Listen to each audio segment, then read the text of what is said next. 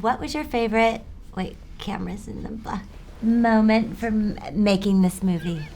Sorry. That was One more time. Yeah. that was supernatural. That's okay.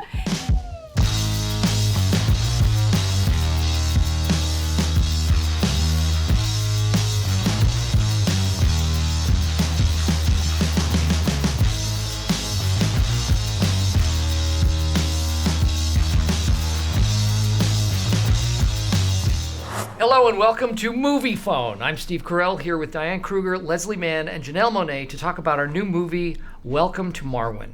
We're going to answer a few questions that you sent and also a couple that are unscripted, and I will start. This is for Janelle Monáe. From Sarah C. in Austin, Texas, what is your process like for acting? What do you do to mentally prepare for a scene? Janelle Monáe. Well, Sarah from Austin, Texas, excellent barbecue. I prepare by doing research. You know, if there's any source material I need to go look at. I also prepare by eating lots of bananas. Potassium is my best friend during these days. Really? Absolutely, because I always have to use the restroom, and I can get away from myself and people, and I get the opportunity to just really think about life and In what the restroom? happens. With a Absolutely. banana. It's when nobody, assistants won't call, bother you. So find some way to prepare your mental space of being alone, because it'll work in the future. I have never heard Marwen. That's, I'm theater soon. I never look at you the same way now. It's very true. an actor prepares and eats bananas. Yep. Janelle to Diane, me to you. From John P. in London, UK. Was there something new about the filmmaking process you learned making this film that you didn't really know or experience before? Well, I had never done motion capture, so that was a learning experience. It felt very much like going to war, putting on that very unflattering suit, getting all the, little dots on everywhere, going into this room and doing the weird motion capture exercises to get scanned in. And then we were ready to go for battle in a green screen world, and then anything was possible. And I got really close to tennis balls looking in all directions. So that was really new. And then, I was a little bit worried about it in the beginning, because how are you present in a scene Right. by professing love to a tennis ball? But you know what? I feel like it's nearly better, because he can't reject you. That's so true. Wow, you're so lucky. Well, Leslie, Yes. one thing I've always wanted to know about you. Do you really like teacups? Excellent. Actually, I do. I didn't realize that I loved tea so much until someone asked me last week. They said, so your character loves tea and has so many teapots. How many teapots do you have? And I said, well, probably like 7 to 10 teapots. And they said, that's not normal. That's unusual to have so many teapots. That 7 to 10 is like an abnormal amount of teapots to have. So I actually do have like a tea Thing. Do you do the thing, whole tea obsession. ceremony? Or is it I just boiled don't water? do that. I would though. I'm interested in learning about it. I live in New York, in this fancy tea bar Oh, open where is up next that? to my house, and I thought I'll go in, and it's so ridiculous. There's this whole tea ceremony, and I'm not kidding. Like a pot of tea is like $25, and they do like the whole thing with the teas, and I was like, What is the whole thing? Well, what are they doing? the water has to be a certain temperature. The whatever material you use in the cup will. I don't know. So Like it all means something. Yes. Yeah. Yes. It's like an energetic thing with the tea. It did not taste different enough to justify $25 for a cup of tea. But That's a cup of tea. 1 cup, not even a pot. That's America for you. well, the pot is like a cup and a half, I guess. But still, Inflation. Leslie to Steve. From Mark A. in Little Rock, Arkansas. What's more challenging as an actor, playing Mark in the real world or how he sees himself in action figure form? And how do you make two halves of the same person distinct? I will answer the second part of that. Okay.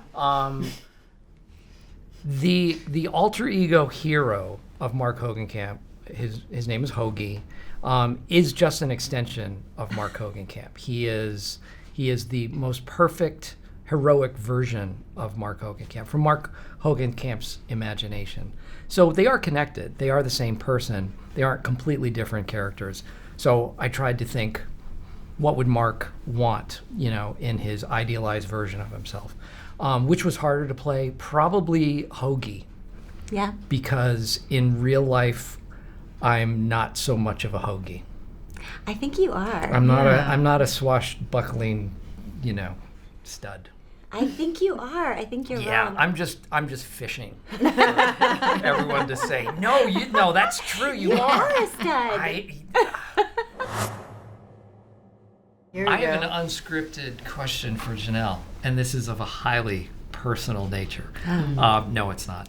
Back to the bananas. So you are obviously renowned in the music industry, and I know you get asked a lot because you're multi-talented. You can, you're an esteemed musician. You're an incredible actor. Do you see creatively a crossover between those two worlds? Are there things that are similar in both worlds, or things that are definitely different? Oh, absolutely. There's similarity there. I mean, I think it's always been about storytelling for me. So whenever I'm making an album or a song, it's like, what story am I trying to tell? I mean, obviously with making movies, you're telling a story. And I want to pick those universal stories that will be told in unforgettable, innovative ways. The difference between the two is with an album, everything is under Janelle Monáe. From the bass line to the artwork to, every run, every note, every guitar lick is like, this is what Janelle Monáe thinks, her lyrics, this is what she has to say this album. When you're doing a film, you're part of an ensemble, and if anything goes wrong, you can always blame it on the director. Or you can say, I didn't have final cut. I agree. I should not have done that. But when you're doing music, you cannot hide behind anybody else. I mean, you can, create characters, but they're still under your name. Yeah. And, you also have more creative control when it's your album and your music. With film, you're at the mercy. But you can get away with a lot of stuff, though, when you're with an ensemble. Would you ever direct a film? Yes, absolutely. I would love to do that. I would love to direct you one of these days. I am totally down. As they with that. talk to One my of these agent. days. I actually would love to do that. Or you I bet direct you'd me, be whatever. I would love. Yeah. I bet you'd be a great I do director. too, actually. I do too. Thank you. I love you guys. Oh, really? I think we all should just come on. Let's make this a Let's reality. make a movie. You guys hear it first. Yeah. We've made another movie. Leslie to Diane from Aaron R. in Baton Rouge. What was your favorite moment from making this movie? I think it was driving the time machine with you, actually. We got to be in the DeLorean, and a papier-mâché DeLorean, really. And, that's an iconic car, and I felt like I was part of repeat history a little bit, and then yelling at you and everybody imaginative around and saving That was so much fun. It I kind love of that really scene. was, Yeah. It was so much fun because we hadn't had much time to talk either, and between takes to kind of sit in the car and talk to each other. Yeah. And then when they yelled action, you were just terrifying. So you go from 0 to 60 just like anyway. So what are you doing? She was scary. so scary, so good. Aw, you're so sweet. I think that was a really fun day. Okay, so from me to you. Mm-hmm. From Ricky H. in Fort Bragg. I love that. I'd like to live in Fort Bragg. Okay, so what did you think when you saw the film for the first time? Were you at all surprised by the high quality of the special effects? I was blown away. I think I was just talking to Steve and talking to you, Diane, earlier. There is no film that I can compare it to. Mm-hmm. This is like one of the most innovative and original films I've ever seen. Mm-hmm. I was blown away at how much I could see all of us in the dolls that I like to call action figures. That you could see us in it in the way that the technology was used. Like, we were so in it, I didn't know what it was gonna look like, how it was gonna turn out. But I was pleased. I'm so happy to be a part of this movie, to tell this important story, and I hope that it pushes artists and directors and, you know, people to think, you know, outside of the box, and you know, to continue to tell such important universal stories in unforgettable ways. Steve, what would you want as an actor, as an artist? What do you want your legacy to be? Wow. I know. Oh my gosh. Question. You know what? Like, when people look at your work, Oh, wow. what do you want them to say? Because I feel like, and let me tell you why I'm asking you this. Sure. Because I feel like this is a moment in your career where you are flexing all of your muscles as an artist. I mean, we obviously fell in love with you in so many comedies, and there seems to be like this new level that you're tapping into that I know you always knew you had, but we are seeing for the first time. We're like, he's, you know, in Welcome to Marwen, beautiful boy. Oh my goodness, you're doing things that right now we're getting an opportunity to see you do for the first time, and taking on roles. And so I just wanted to know, like, I feel like there's a journey that you're going on, and I'm just wondering what's in your head right now. That's really kind of you. I honestly, I try not to think about legacy, because if I can't, you know what? In the big scheme of things, I hope I'm a good husband and father. That legacy-wise, I hope my kids reflect. When I'm dead, kids, sorry, That'd be nice. Dad's now. gonna do that. No, I hope they think that, you know, I was a good dad, you know. Yeah. But I'm just thankful. I'm, in terms of all of this and getting to work with people like you and doing movies that are creative and imaginative and sort of fall out. So you were talking about doing things outside of the box. That's what's exciting to me. Yeah. How it all, you know, whether I'm forgotten about in, you know, however many years, that's who's time will tell. Exactly. But right now, here, this is great, and I'm very, very fortunate and thankful. This is from Quinn T. in Madison, Wisconsin. I was just in Madison, Wisconsin. Beautiful, beautiful city. My family really enjoyed it. And some of the nicest people. Really? We took an Uber ride, and we took a few Uber rides, and like, it's as if you step into an Uber and they pick up a conversation that they've been having with you for several minutes. So anyway, my kids got home from, like, you just step into an Uber. It's like that Midwest loveliness. Okay, so this is a message from, or a question from Quinn. With such an impressive list of films under your belt, have you given any thought to trying your hand at directing as well? I think Janelle is the director of the bunch, obviously. You have director eyes. I can tell. I've never been interested in it because I think I realize how much work goes into it, and being married to someone who directs, and I don't have enough time to dedicate to that. So you're lazy. You're a I'm lazy lazy, pretty much, and and not motivated. not motivated. Do you I think get tired. Can I follow up on the question? Do you think you'd be a good director? I feel like I would be a good director. I think you would too. You do? Yeah, I Thank do. you. Thanks, I do guys. too. Thank you. Why? Because I feel like, well, first of all, you Let's are married to a director. So maybe because you are able to watch him, you can see some of the things that he can be better at doing. Yeah. And then also, Right. you are an actor, so Yeah. you would know how to communicate to other actors. Yes. Yes. Yeah, so I think you would know both sides. Yes.